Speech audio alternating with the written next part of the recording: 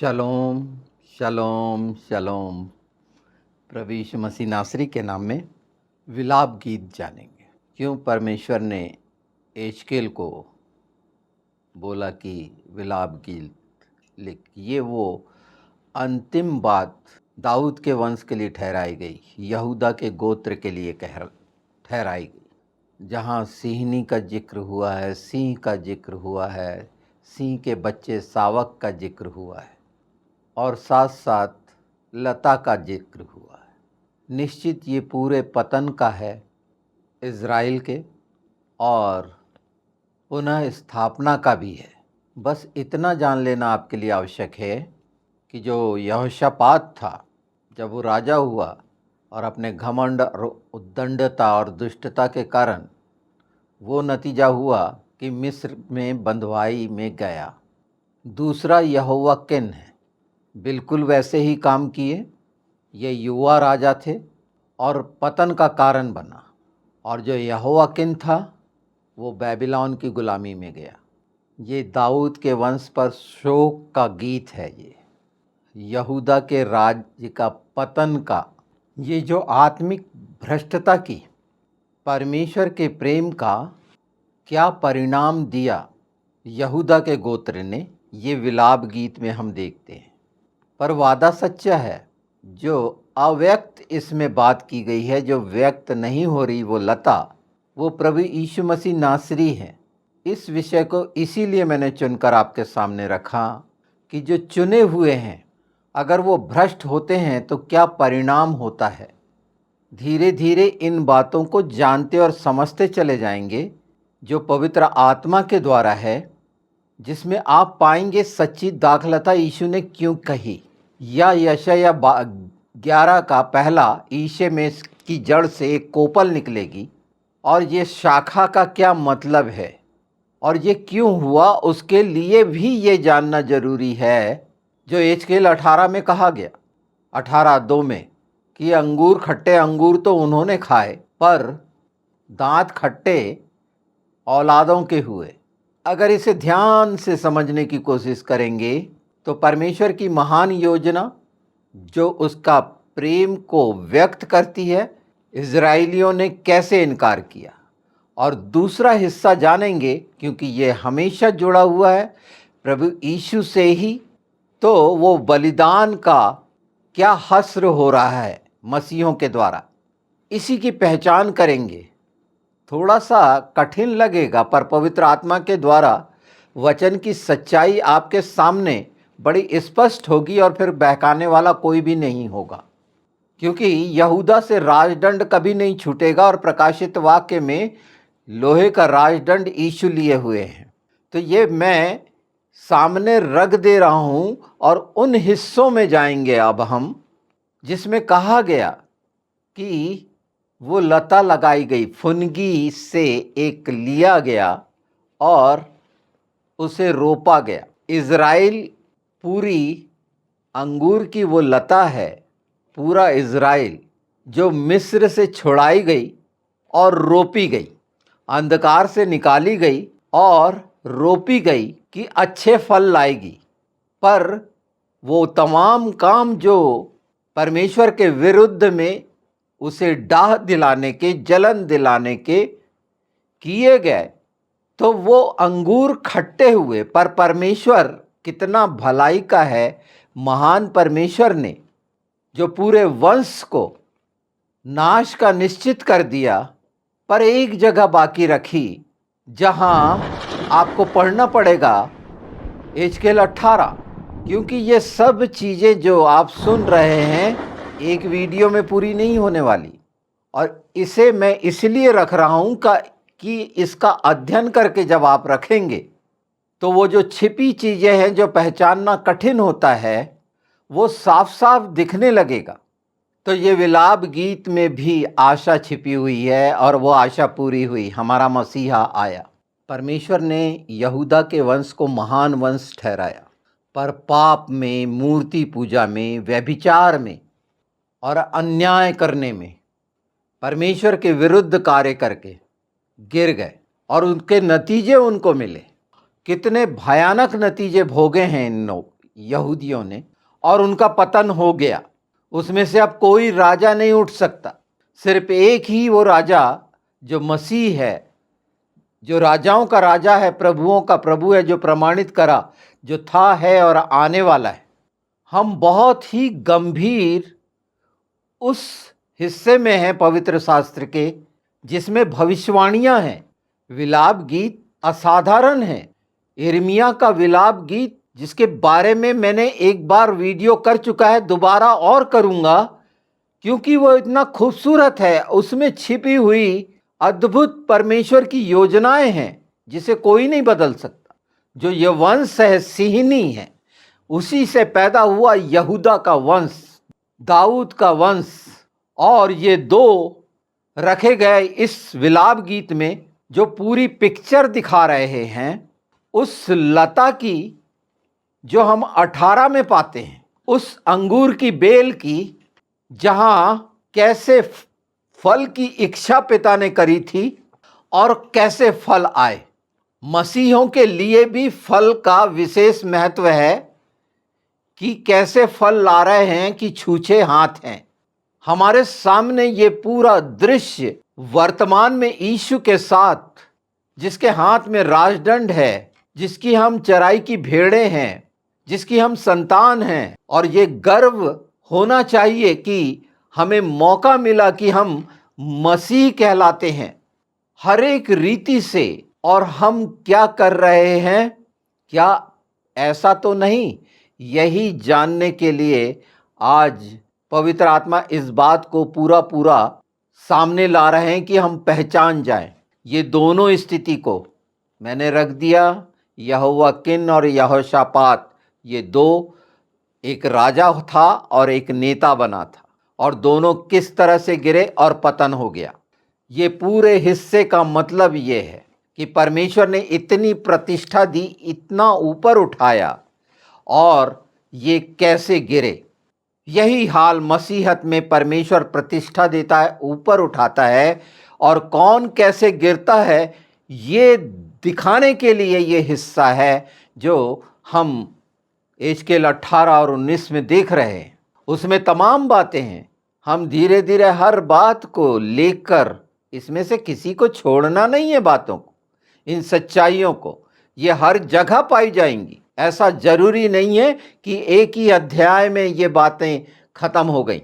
नहीं, ये हमेशा के लिए रखी गई हैं कि पहचानी जाएं, और इन्हें देखकर पहचाने कि क्यों गुलामी में जाते हैं, क्यों बंधुआई में जाते हैं। तो क्या मसीह भी ऐसे? तो सत्ता का दुरुपयोग परमेश्वर ने ऊंचा उठाया। अन्य जातियों के साथ इन्होंने अत्याचार किया और बंधुआई में गए। आज मसीहत अन्य जातियों के साथ क्या व्यवहार कर रही है, कैसा कर रही है? दुरुपयोग कर रही है। लूट रही तो नहीं है उनको, क्योंकि उसी में से निकल के आ रहे हैं। कितने अच्छे से परमेश्वर ने यहूदा उस लता को जल के करीब रोपा। उसमें से कितनी शक्तिशाली शाखाएं निकली, कितने शक्तिशाली परमेश्वर ने दिखाया। इनके साथ होकर लड़के सारी चीजें प्रकट की। ये इतने शक्तिशाली थे परमेश्वर के साथ उस महान प्रेम को पहचाने की हर बात में सहते हुए, इन सब चीज़ों को देखते हुए, फिर भी भलाई के परमेश्वर ने अपना प्रेम हमारे लिए प्रकट कर दिया और इकलौता पुत्र दे दिया विश्वास करने के लिए। और वो बलिदान के साथ हम क्या कर रहे हैं, उस प्रेम के साथ इन्होंने क्या किया और उस बलिदान के साथ हम क्या कर रहे हैं। वो रोपी गई जल के पास। यीशु ने कहा तुम्हारे जीवन से जल की नदियां फूट निकलेंगी। मेरे साथ मेरी मजबूती में रहो, जो जयवंत से भी बढ़कर जयवंत है। मुझ में बने रहो। सच्ची दाखलता मैं हूं, और अगर फल लाते हो तो मैं उसको छांटूंगा और खूब फल लाओ, और अगर जो नहीं लाती तो उसे झोंक दिया जाएगा आग में। उसी तरह 19 में देखिए, एजकेल में उखाड़ के फेंक दिया गया मरुस्थल में और सूख गए। यहूदा पूरा सूख गया। यहूदा का वंश हमेशा के लिए, वो आत्मिक वंश परमेश्वर की दृष्टि से गिर गया। और इसीलिए तो पुनर्स्थापना में मसीह का आना हुआ, जिसका कितना भयानक इनकार यहूदियों ने किया। कठोरता, और इसीलिए रखी गई कि ये उद्धार पाएं। परमेश्वर हर जगह चाहता है कि छुटकारा पाएं, उद्धार पाएं, वह ऐसे छोड़ नहीं देता। अगर परमेश्वर कहता है कि बाप दादाओं का किया हुआ, पूर्वजों का किया हुआ उनके पोतों और परपोतों को भोगना पड़ेगा, तो ये भी रखता है कि नहीं, अपने पाप का बोझ खुद को उठाना है, किसी के पाप का बोझ कोई नहीं उठाएगा। विसंगति सी लगती होगी, पर परमेश्वर का प्रेम की अद्भुत योजना एक व्यक्तिगत और एक वंश से जुड़ी हुई इस सच्चाई को जानना पवित्र आत्मा के बगैर असंभव है। ये ऐसी अकाट्य सच्चाई है कि परमेश्वर के लोगों ने अगर दुष्टता को अपनाया है तो परमेश्वर ने उनको उखाड़ फेंका है, वो सूख गए हैं, किसी रीति से नहीं पनप सकते। ये दोनों बच्चों का देख लीजिए, यहोशापात और यहोयाकीन का। दूसरा राजा 23:31 से 34 में देखिए, और दूसरा ही राजा 24:8 से 15 में देखिए यहोयाकीन का। ये दोनों जो गिरे शक्ति के कारण, अपने आप को शक्तिशाली मान लिया, स्वतंत्र मान लिया, अपरिपक्व थे, राजनीतिक तरीके से भी और आत्मिक तरीके से भी। और ये आत्मिक अपरिपक्वता विनाशकारी बन गई। ये इतना साफ है, ये पहचान, और परिणाम ये हुआ। ये विलाप गीत में बहुत स्पष्ट समझ में आता है। इसकी खूबसूरती, दाख की, लता की, अंगूर की अगर जानना है तो यशायाह देखिए 5:1 से 7, भजन संहिता 80 देख लीजिए 8 से 16। मैं निश्चित इसके बाद के एपिसोड में इसे पढ़ूंगा, पूरा सुनाऊंगा, पर यह जानना जरूरी है कि आप भी पढ़ के देखिए। ये जो रोपी गई थी जल के किनारे, कितनी फैली, इसमें से बलवान वंश, बलवान शासक पर कैसी अपरिपक्वता और अत्याचार कैसे गिराया। और जब इसका अध्ययन करते हैं तो यूहन्ना 15:1 से 6 का जरूर अध्ययन कर लीजिए। ये सब इसीलिए बोला जाता है, हर जगह वचन पाया जाता है, यीशु पाया जाता है, हमारा मसीहा पाया जाता है। तो वो भविष्यवाणी जो उत्पत्ति 49:10 में कही गई थी कि यहूदा से राजदंड नहीं छूटेगा, तो देखिए वो लोहे का राजदंड जो लिए हुए है, जो शासन कर रहा है, हमारा उद्धारकर्ता यहोशू मसीह, जो जयवंत से भी बढ़कर पुनरुत्थान की सामर्थ पर जयवंत, मृत्यु को निकम्मा करने वाला वो मसीहा, वो ही सच्चा राजाओं का राजा है, प्रभुओं का प्रभु है। इस संसार में शरीर के द्वारा जो बनाया गया, क्योंकि राजा मांगा गया था और साउल राजा दिया था और परमेश्वर पछताया था। और आज भी लोग गुलामी में हैं राजाओं की, जो अपने ऊपर इस तरह के किसी भी तरह का अपने ऊपर ठहराए हुए हैं, चाहे वो राजनीतिक, देखिए कैसे गुलाम बना रखे हैं नागरिकों को। ये वो तरीका है जो दुष्ट का है और वो चाहता है गुलाम बनाए रहना। और यही कुछ यहाँ पर भी हुआ और बोल दिया गया था कि राजा तुम्हारे साथ क्या व्यवहार करेगा, कैसा बेगार करेगा, तुमको लथाड़ेगा। और आज पूरे संसार में देखिए, कोई भी अगर शासनाध्यक्ष है तो वो अपनी प्रजा के साथ, खासकर यूरोपियन कंट्री को छोड़ दिया जाए तो जिसकी समझ नहीं है वो कैसा व्यवहार करते हैं। इंडिया के अंदर देखिए क्या व्यवहार करते हैं, जो सेवक बन के आते हैं और क्या कर रहे हैं। तो ये मनुष्य का बनाया हुआ जो दिख रहा है, इसके पीछे शैतानियत है, ताकत दिखाना और अपरिपक्वता, और उसके साथ अत्याचार आपको मिलेगा। जहां दो हैं वहां अत्याचार मिलेगा ही, और हो रहे हैं, कोई किसी को नहीं छोड़ रहा। ये है वो संसार और शरीर की शिक्षाओं का परिणाम जो हम इन दो शासकों में देखते हैं कि कैसे गुलामी में जाते हैं। तो ये लोग जो अपने आप को स्वतंत्र समझते हैं, ये गुलाम में हैं, हर चीज गुलामी में है। आज इनको एहसास हो रहा है कि हर चीज पर प्रतिबंध लगा हुआ है। गुलाम ये स्वतंत्र होने का, लोकतंत्र का, प्रजातंत्र का एक ढोंग है कि यहाँ पर धर्म निरपेक्षता है। ये सिर्फ कहने की बातें हैं, इसके पीछे लाभ उठाने वाले ये पहले से कह दिया गया है, पर लोग मजबूर हैं क्योंकि संसार में है, शरीर के गुलाम हैं, उनका शोषण हो रहा है, फिर भी वो उफ नहीं कर रहे। देखिए झूठ से पूरे सारा बोर है हर बात, और क्या दिखाती है। पर बाइबल के शिक्षा पर आधारित जो देश हैं वो देखिए कैसे फल रहे फूल रहे हैं। वहां के नागरिकों को देखिए कि क्या अधिकार मिले हुए हैं, उनकी तुलना नहीं कर सकते। ये दोनों राजाओं का लता का मैं डायग्राम लगा दूंगा, जिसमें बहुत अच्छे से इस बात को देखें। हम इतनी कठिन हिस्से को बहुत सरलता से पवित्र आत्मा के द्वारा जान रहे हैं, और हम वहां तक पहुंच रहे हैं पवित्र आत्मा के द्वारा। प्रभु यीशु क्या जो नाजरत तक पहुंच रहे हैं, एक छोटी सी जगह। यीशु मसीह नासरी कहलाएगा, वो नासरत का रहने वाला, ये भविष्यवाणी थी। और हम बाइबल में पाते हैं क्या कोई चीज, अच्छी चीज नासरत से निकल सकती है? तो निकली ना वो सच्चाई। तो आज जो आप सच सुन रहे हैं, ये पहले से रख दिया गया कि क्या परिणाम होता है। तो वो दो हिस्सों का परिणाम, एक इजराइलियों का जो यहूदियों के यहूदा के गोत्र के साथ रखा गया, और यहाँ हम यीशु यहूदा के गोत्र से ही आया है, याद रखिए। और हम मसीहों को पहला मौका मिला, और वो 12 चेले विशेष जो ठहराए गए, और इसके साथ हर चीज दिख रही है सच्चाई की कि कैसे ये अच्छी लता, सच्ची दाख लता मैं हूं, जिसके फल मीठे हैं। यशायाह 11:1, और ईशे के ठूंठ से एक अंकुर निकलेगा और उसकी जड़ों से एक शाखा फूट निकलेगी। शाखा नासरत हिब्रू में जिसे शाखा कहते हैं, और वो शाख है एक मजबूत, एक जीवन का वृक्ष, जिसमें हम सब बसेरा पाए हैं। सब अन्य जातियां, सब जो फुनगी सियोन पे लगाई गई थी, वो यीशु देखिए एक ऐसे वंश से निकला जिसकी जड़ें मर गईं, वहीं से कोपल निकली। खत्म हो गया यहूदा का वंश, वहां पर खत्म हो गया, पूरा पतन हो गया, कुछ नहीं रहा। परमेश्वर की प्रतिज्ञा के कारण आज वो जगह है, पर कोई राजा नहीं है। इन सच्चाइयों से अनभिज्ञ, क्योंकि प्रभु यीशु को उन्होंने अपना मसीहा नहीं माना। वो कोपल, वो अंकुर यीशु है जो निकला, और वो शाखा आप देख ही रहे हैं।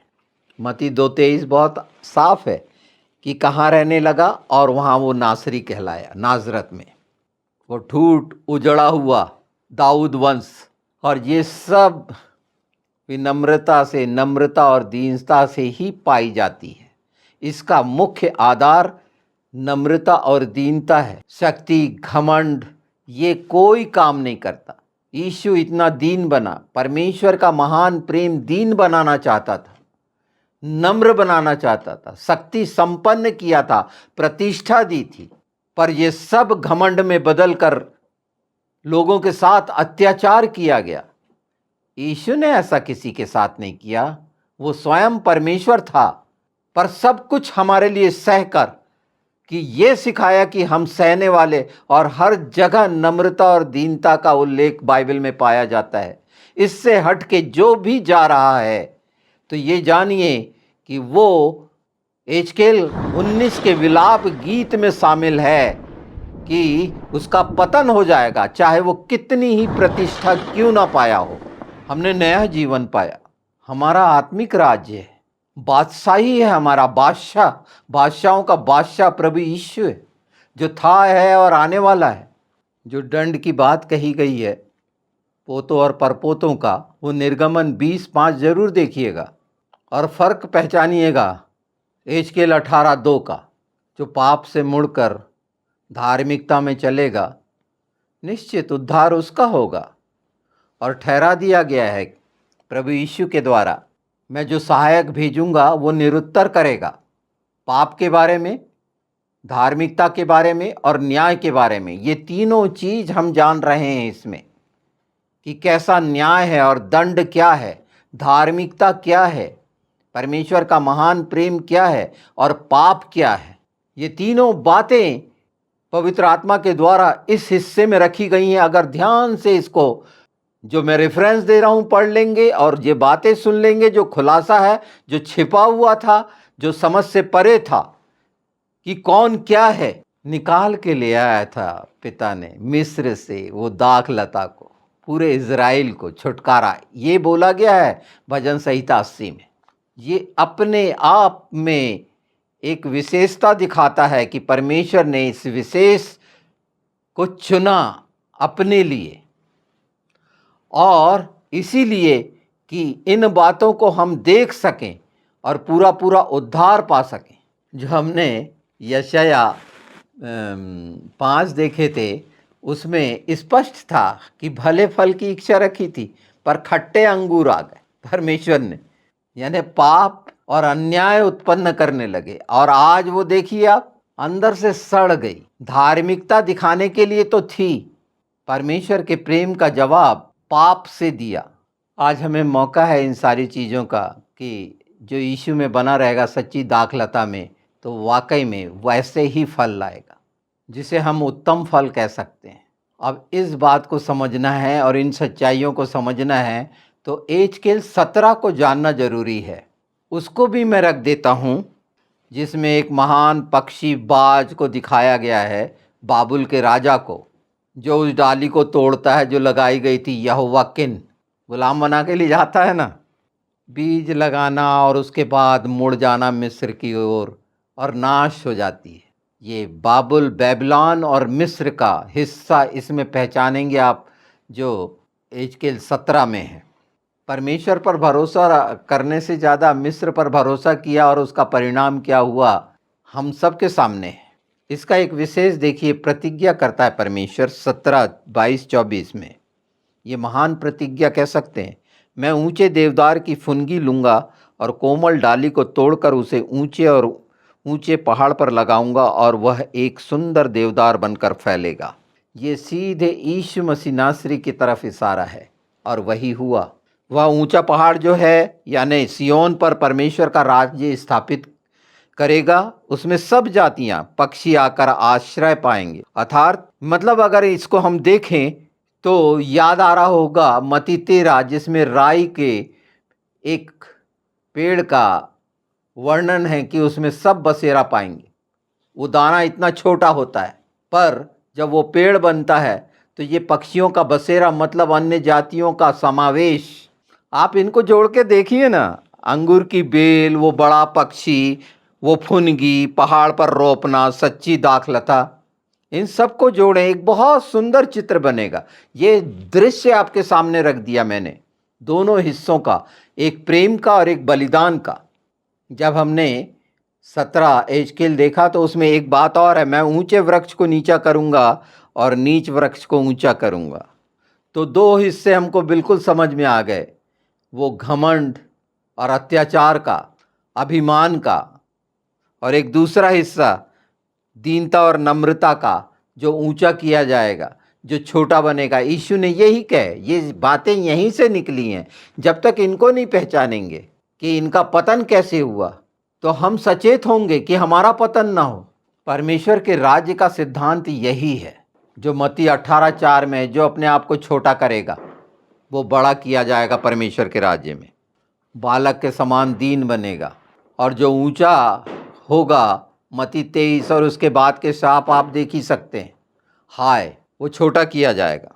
अर्थात दिल की दीनता और नम्रता परमेश्वर पर निर्भरता दिखाती है, और ये बताती है कि हम परमेश्वर पर निर्भर हैं। तब ये बात आती है, कोई मनुष्य व्यक्तिगत नम्र और दीन नहीं हो सकता।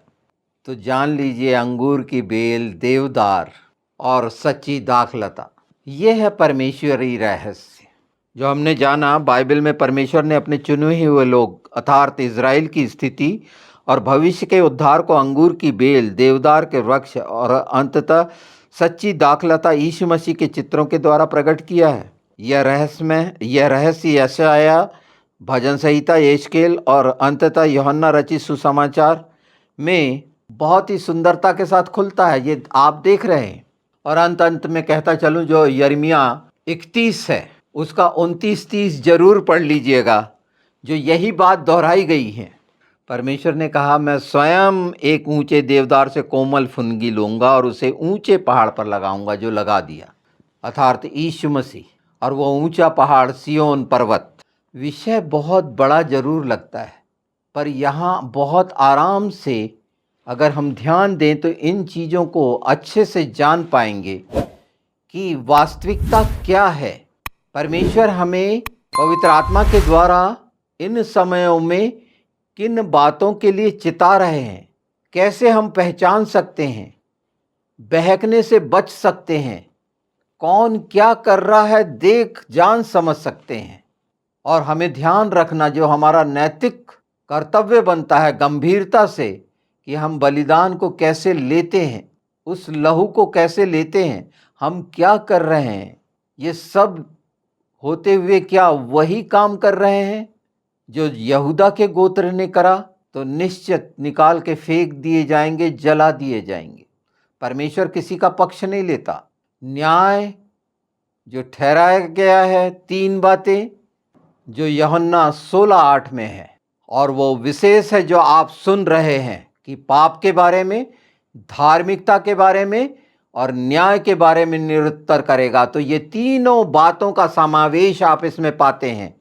पाप को समझ जाते हैं कि क्या है, और वो धार्मिकता जो सड़ रही है, दिखावटी है, नम्रता और दीनता के बिना नहीं है, हो ही नहीं सकती। उस महान प्रेम की छाया में रहने के बाद भी, आज पूरे बलिदान की छाया में रहने के बाद भी, यीशु के लहू में छिपे रहने के बाद भी, क्या उसकी धार्मिकता में आए हैं, वो नम्रता और दीनता से परिपूर्ण है, वो अच्छे उत्तम फल हैं। तो न्याय कैसा हुआ, दंड कैसा मिला, पतन कैसा हुआ, उस मरुस्थल में फेंक दी गई सूखने के लिए, हमेशा के लिए। ये खूबसूरत हिस्से को पवित्र आत्मा का हम धन्यवाद करना चाहिए यीशु के नाम में, जो जान रहे और पहचान रहे हैं। जरूर पॉज करके देखिएगा, बहुत लंबा लगता है, आपका समय कीमती है, पर उससे ज़्यादा आपकी आत्मा कीमती है, उसके लिए वक्त निकालना जरूरी है।